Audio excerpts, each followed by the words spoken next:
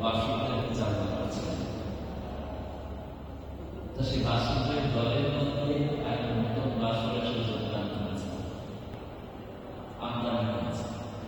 আমদানি মানে অন্য জায়গা থেকে এসে মিশে গেছে। সে অন্য জায়গা থেকে আসা বাসুরটা যে কেউ নয়, কংসের প্রেরিত দূত পশু।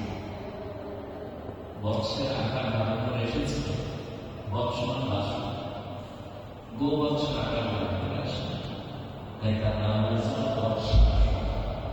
বৎসাসুর যখন আসে হৃষ্টপুষ্ট হয়ে সে যখন আসছে ঘাট